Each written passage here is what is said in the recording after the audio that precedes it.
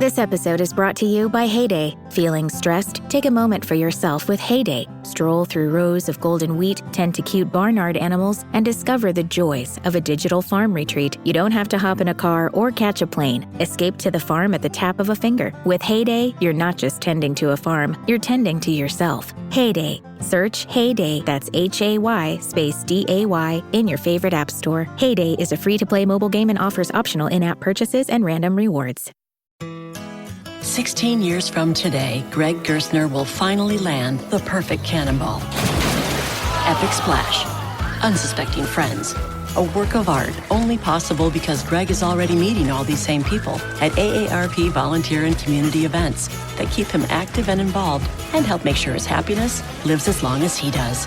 That's why the younger you are, the more you need AARP. Learn more at aarp.org/local.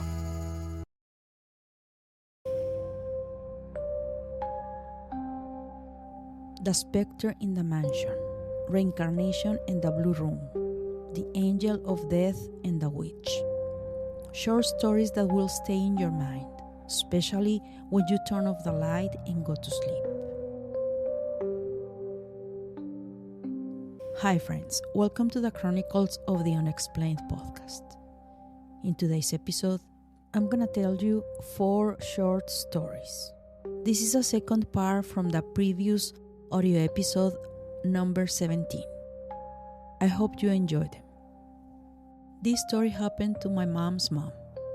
She had a sewing and embroidery workshop. She knew how to make all kinds of clothing, blouses, dresses, and distribute them mainly in several stores in Juarez, Mexico. In those days, in the 1980s, I remember as a child had been with her on a couple of occasions in Juarez downtown. However, she started offering her products from house to house. My grandma tells my mom that one of those days when she goes out to sell her clothes, she was walking along a very well-known avenue in Juarez, Mexico, 16 de septiembre. Those who are from Juarez, Mexico know that on that avenue there are very large houses of very old construction. In one of those houses, she comes to offer her merchandise. She enters, walks through the front garden, reaches the front door and knocks, waiting for someone to open. My grandma describes that the house was very nice. It had large windows. She says that while she was waiting for someone to answer the door, she saw that one of the curtains was a little bit open. It catches her attention and she manages to see that there was a room with beautiful colonial furniture. Although she was curious, she didn't want to look in more detail and decided to wait to see who could attend to her. It is worth mentioning that what she experienced happened to her when she was still, I would say, young, around 50 years old, since she died in 1992 and was only 62 years old. This is important to mention since you will think that perhaps her vision failed, based on what you are about to listen. After a few minutes and she sees that there is no answer, she knocks on the door again and chooses to look once again through that window, and with more attention, she manages to see that there was a fireplace and on top of it, a very large painting of a very beautiful woman sitting on a chair, posing very elegant. At that moment, she sees in the distance someone walking down the corridor and says that she was heading towards the door. My grandma waits for that person to arrive and open the door, but it seems to her that she's taking too long. She looks out again and continues to see that person as she approaches and realizes that it is the same person who was in the painting above the fireplace. She even brings the same clothes. How strange, she said. That made her even more intrigued. She says that she's watching how she's walking down that corridor, and as that person approaches the door, she says that she's seeing her more and more closely, and as she observes her, she's looking older and older, as if with each step she takes, she was aging 10 years. She says she could see her hands and aged face. My grandma says that she panicked when she had her nearby, since when she approaches the door, she stares at my grandma with a slight smile. And when she was almost about to reach the door, my grandma immediately turns around and quickens her pace to leave the house in total panic. And that long corridor in the front garden seemed eternal to her, and that as she hurried her pace to get out, she felt like something behind her was going to grab or pull her. My grandma didn't even want to look to the sides. She looked down and hurried out with her heart pounding. She says that when she left that house, she didn't even want to look back. She immediately left there, walked away to never feel capable of even passing through that place. The following story happened to my mom when she was a child. She was about 9 years old. My mom was born in Mexico City. She says that one day she went to visit the house of an aunt of hers, my grandmother's cousin. And she says that from the moment she got out of the car, when she arrived at that house, everything was very familiar to her. The entrance, the kitchen, the hallway, everything. Absolutely everything was just as she remembered it. My mom made a comment saying that she had already been to that house, to which her aunt replied, "No, daughter, it's not possible. We just moved here. This is your first time coming." My mom was very surprised by what her aunt told her, but at the same time was sure of what she remembered. She enters the house and indeed says that everything was just as she had it in her memory. She knows exactly how the rooms were. It was a very large house. She continues to explore and specifically heads to a room, the last one, since there was something specifically that attracted her and caught her attention. It was as if something was calling her to go there. That room was blue, and when she reaches the end of the hallway, she stands right at the door, looks into the room, and sees that indeed, just as she remembered seeing it, it had walls painted blue, and with a rocking chair in one corner, exactly as she had in mind. When she enters the room, she sees that in the rocking chair there was a gentleman, an elderly man rocking. My mom doesn't give much thought about it. She lives there and insists that, yes, she had already been in that house before, to which my grandmother says, "No, we had never come here." And my mom tells her, "Well, maybe you didn't bring me. Someone else should have brought me, because I know the blue room very well, even the man in the rocking chair." Do both my mother's aunt and my grandmother ask her, "Which old man? There is no one here." And my mom told, of course, there was someone there and that he was in the rocking chair, that she saw him clearly and even he smiled at her. My grandmother tells her no, it can be, nor does such an old man exist, nor had anyone ever brought you this house, at least not in this life, maybe in another. The next story is about my dad's mom. My grandmother died in 2012. She died old. I don't remember exactly if she was 86 or 89 years old, but she was in that range. When she dies, it is not that she has suffered any illness or that she had been disabled. No, my grandma was not sickly. It never was. She was very active. At more than 80 years old, she lived alone. She cooked, washed, cleaned. It was, in fact, an obsessive-compulsive type of person. since she used to wash even the tomatoes with soap and water. And yes, I'm not exaggerating. I saw her doing that myself. It was a very common practice for her. And it wasn't that the tomato had fallen into the trash or anything like that.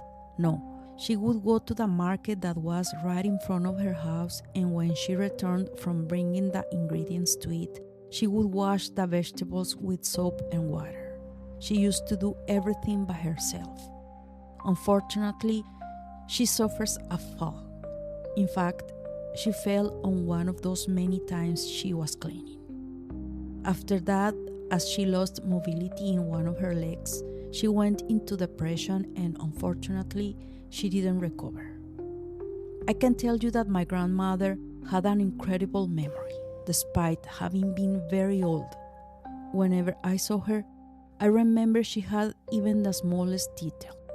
In fact, nothing was going away. She loved me, no doubt, but she had a unique way to say things. And that's where I noticed that she continued with great lucidity despite her age. At 50 years old, I would like to remember so many details. Never, but never I noticed any symptoms in her that she was hallucinating, raving, or things like that. I emphasize this as it is very important in this story. One of my cousins tells me that my grandma, shortly before she died and being in the hospital, she said that she wanted to live there. She asked my aunt and my cousin to take her away, that she wanted to return home. And she hurried them to get her out because she said that every night she saw how black shadows came and that she saw clearly how they took away the people who were hospitalized, who were next to her. She says that they grabbed them as if they were made of rag and put them in like large containers or barrels. This is how my cousin tells me. My grandmother described what she saw. She says that she saw these shadows twice, 2 nights in a row, and that, surprisingly, those people she had seen being taken in those containers, one by one, had woken up dead the 2 next days in a row. Then she said that she didn't want those shadows to take her. That worried her too much. Maybe what my grandma saw was the death. I don't know. What is true is that those people died and she insisted and asked to leave because she said that she was the next one who was going to come for her. My grandma did leave the hospital, but unfortunately, she died shortly after at my aunt's house. The following story is just as short, but it is still interesting. It's about my mom's mom. As I had already told you in previous episodes, she used to experience many unexplained things. In fact, I dare to say that apart from having that gift, that for me is more like a curse, spirits, energies, even demons followed her throughout her life. This story begins many years ago in Juarez, Mexico. My mom tells me that my grandma helped a lady with her housework. This lady, apparently from the details she tells, was dedicated to reading cards, doing cleanses, reading the tarot, etc., since many people came to talk to her. This lady was very pretty. She was a good person. She even paid her very well. She was dressed in typical mystical clothing. My mom tells me that my grandma lasted about a year working with her. She didn't go every day, but she did go every week and help her around the house, since she also had her mother with Alzheimer. From the first day, the lady told my grandma that there was a room where nothing was required to be cleaned. What's more, in fact, you couldn't go there. It was strictly forbidden. My grandma never knew details of what the lady did, until one day, she says that a couple came with a thin, pregnant young woman. She was bleeding as if she was threatened with abortion. you could see that she was already quite advanced in her pregnancy and looked very bad. They went into that room. Then my grandma was very intrigued, and the most logical thing for her was to think that maybe was going to help her with some alternative remedy or something like that. In short, she continued to do her thing. Hours go by, she's about to leave, and she had already finished her work. And then, the lady comes out of the room and says, "Don't go, Lolita. I need you to help me with something." After a while, my grandma saw how those three people left the room. The girl looked different. She no longer showed that bulging belly with which she arrived. My grandma, seeing this, thought that she had already had a baby, but she wondered what had happened since those people left. And the baby? What happened to the baby? At the moment, the lady comes out and asks her to help her clean up. What my grandma saw there left her frozen. Such was the impact it had on her that she never wanted to return to that house. My mom tells me that the first thing she sees when she enters the mysterious room was that on a table there was a large package wrapped in newspaper type and that it had blood. From the form, she assumed that it was the dead baby, since it looked totally inert. Around, she saw many candles of several colors, all kinds of herbs, and things that are used for rituals.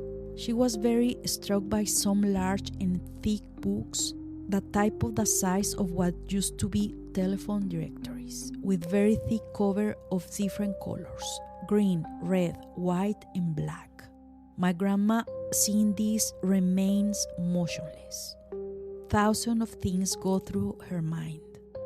She doesn't know how to react, in that she remembers something that the lady told her on several occasions, and that at that time she never imagined anything shoddy, much less dark, since the lady behaved very well with her.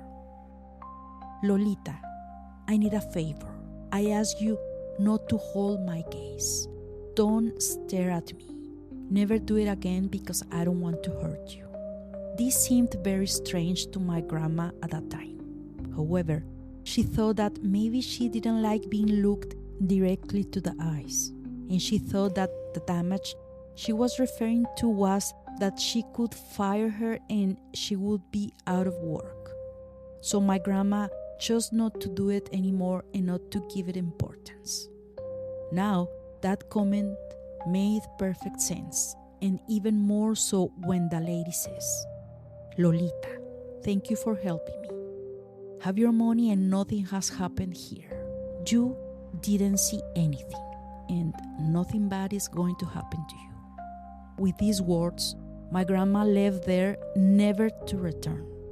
She left feeling a great chill from everything she had seen and wondering what had happened to that baby.